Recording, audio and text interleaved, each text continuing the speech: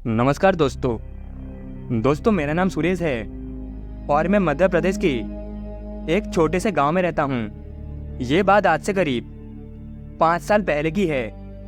उस समय मैं एक ट्रक ड्राइवर की नौकरी किया करता था और हर वक्त पूरे भारत के अलग अलग कोने में सामान को लेकर जाया करता था। अब क्योंकि मैं एक ट्रांसपोर्ट कंपनी में काम किया करता हूं, इसीलिए अक्सर मुझे देर रात को सुनसान इलाके से गुजरना पड़ता है। एक दिन की बात है, मुझे मेरे मालिक ने कुछ सामानों को देकर उसे महाराष्ट्र में डिलीवरी कर देने को कहा। यूँ तो मेरे साथ हमेशा मेरा एक हेल्पर रहता था जो कि हमेशा मेरे साथ ही रहता था और हम दोनों हर जगह साथ में ही जाया करता था। लेकिन उस दिन अचानक से मेरे हेल्पर की तबीयत खराब हो गई। अब क्योंकि सामान की डिलीवरी टाइम पर करना बहुत ही ज़रूरी था, इसीलिए मुझे उस शाम अकेले ही महाराष्ट्र के लिए निकलना पड़ा। मुझे आज भी याद है कि उस वक्त ठंड का मौसम चल रहा था, इसीलिए देखते ही देखते कब शाम से रात हो गई मुझे पता ही नहीं चला। अंधेरा होते ही मैंने सोचा कि क्यों ना कहीं खाना खा लिया जाए।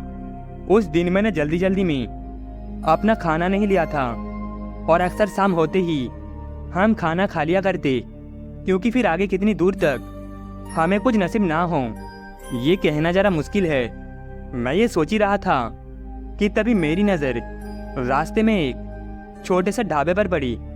मैंने वही अपना ट्रक रोका और फिर उस ढाबे में जाकर खाना खाने लगा। मैंने जब वह समय देखा तो पता चला कि इस वक्त रात के करीब 9:30 बज चुके थे। मैंने वह भरपेट खाना खाया और जल्दी वहाँ से निकलकर अपने ट्रक में बैठ गया। मैंने देखा कि इस वक्त मेरे सामने दूर दूर तक सिर्फ सुनसान सड़क दिख रही है और ठंड की वजह से पूरे रास्ते में उसकी एक मोटी परत चढ़ चुकी थी। फिर मैंने अपने ट्रक को चालू किया और वहाँ से आगे बढ़ने लगा। थोड़ी देर में ही मैं उस सुनसान सड़क पर आ चुका था जहाँ मेरे सामने दूर दूर तक रोशनी दिखाई नहीं दे रहे थे। सुनसान सड़क को देखकर मैंने ट्रक की रफ्तार को तेज कर दिया, क्योंकि मैं जल्द से जल्द इस इलाके से बाहर जाना चाहता था। हालांकि ट्रक में लदा सामान महंगा तो था और साथ ही रात में ऐसे सुनसान इलाकों में चोरी डकैती की संभावना बढ़ जाती है। मैं अपनी पूरी रफ्तार से बढ़ता जा रहा था कि तभी मुझे एक हॉर्न सुनाई दिया। मैं हैरानी में इधर उधर देखने लगा, क्योंकि सड़क पूरी तरह से सुनसान पड़ी हुई थी। लेकिन फिर मुझे एक रोशनी दिखाई दी। जब मैंने ध्यान से देखा तो मुझे पता चला कि सड़क के एक छोर पर एक दूसरी गाड़ी उल्टी पड़ी हुई है।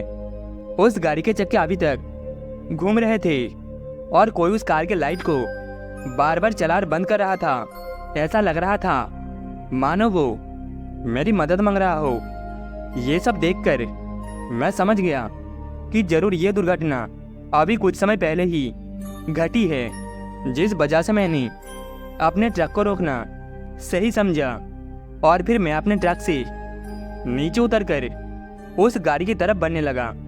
मेरा अंदेशा था कि इस गाड़ी के अंदर जो कोई भी होगा वह बहुत ही जख्मी हालत में होगा। मैं ये सब कुछ सोचते हुए अभी उस गाड़ी के पास पहुंचा ही था कि तभी मैंने देखा कि उस गाड़ी के अंदर कोई भी मौजूद नहीं था। मुझे ये बात थोड़ी अजीब लगी, क्योंकि मुझे अच्छे से याद है कि अभी कुछ समय पहले कोई इस कार के हॉर्न को दबा रहा था। ऊपर से कार की लाइट इस तरह जलना और बुझना कोई इत्तेफाक नहीं था। मैं ये सब कुछ सोचते हुए आसपास देखने लगा। मुझे लगने लगा था कि शायद वो आदमी अभी कार से निकला हो, लेकिन उस सुनसान रास्ते पर दूर दूर तक कोई भी नहीं था। मैंने फिर इन चीज़ों को अनदेखा करते हुए अपने ट्रक की ओर वापस आने लगा। लेकिन तभी मुझे मेरे पैरों के नीचे कुछ अजीब सा महसूस हुआ। मैंने झट से नीचे देखा तो वहाँ एक मांस का टुकड़ा पड़ा हुआ था। मुझे लगा जैसे किसी गाड़ी ने किसी जानवर को कुचल दिया होगा। और फिर मैंने इन चीज़ों को अनदेखा करके अपने ट्रक में से टॉर्च निकाली और वापस आकर उस कार के अंदर देखने लगा। उस कार के अंदर सिर्फ खून था। ऐसा लग रहा था मानो इस कार का बहुत ही बुरी तरह से एक्सीडेंट हुआ हो।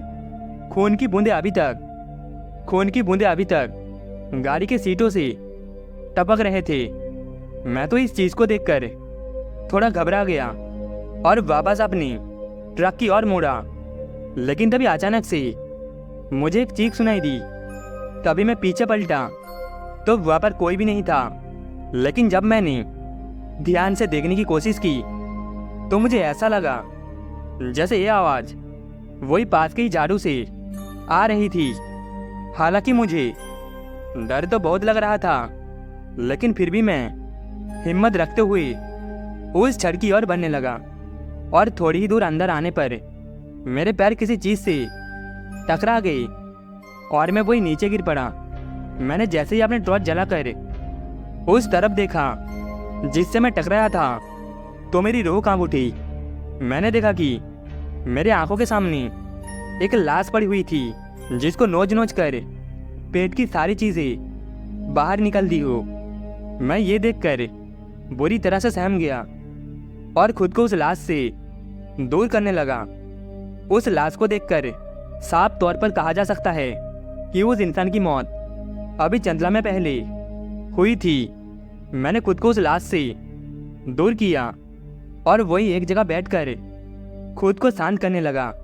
मेरी सांसें पूरी तरह से तेज हो चुकी थी।